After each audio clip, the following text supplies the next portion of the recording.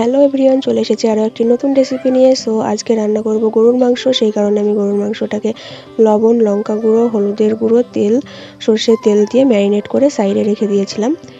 এরপরে আমি কড়াই গরম করে কড়াইয়ে দিয়ে দেব সর্ষের তেল। এবার সর্ষের তেলটা গরম হয়ে আসলে আমি দিয়ে দেবো তেজপাতা, কাঠ, এলাচ, লবঙ্গ, গোলমরিচ।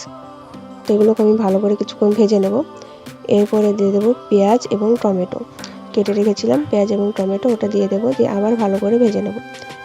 এরপরে আমি আস্তে আস্তে দিয়ে দেবো রসুনের পেস্ট, পেঁয়াজের পেস্ট, জিরে, মৌরি, আদা একসঙ্গে পেস্ট করা ছিল সেটা দেবো, অ্যান্ড কাজু বাদামের পেস্ট দেবো।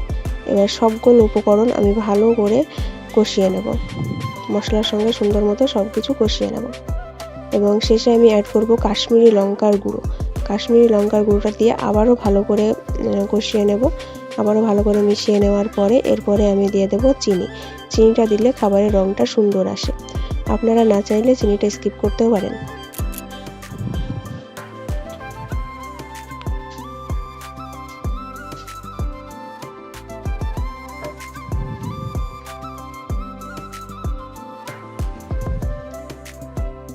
এবার সবগুলো উপকরণ যখন ভালো করে কষিয়ে আসবে, মশলা থেকে তেল ছাড়তে শুরু করবে, তখন আমি দিয়ে দেবো মাংসটা, ম্যারিনেট করা মাংসটা আমি দিয়ে দেবো। এবার ম্যারিনেট করা মাংসতে আগে থেকেই তো লবণ, হলুদ, লঙ্কা গুঁড়ো সব পরিমাণ মতো দেওয়া ছিল। সেই কারণে আমি মশলাতে আর লবণ, লঙ্কা, হলুদ কিছুই ব্যবহার করিনি, যেহেতু আমার আগে থেকে দেওয়া ছিল। এবার আমি মাংসটা ভালো করে কষিয়ে নেব।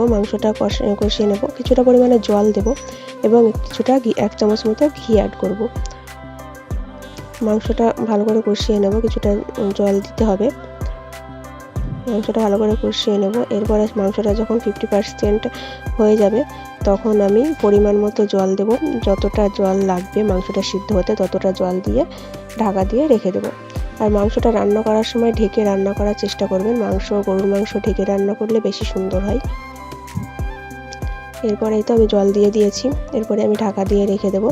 যখন এই ঝোলটা একদম শুকিয়ে আসবে, একদম গায়ে মাখা মাখা হয়ে যাবে, মাংসর গায়ে মাখা মাখা, সেই পর্যায়ে আমি গরম মশলা দিয়ে এবং কিছুটা ঘি দিয়ে নামিয়ে নেব।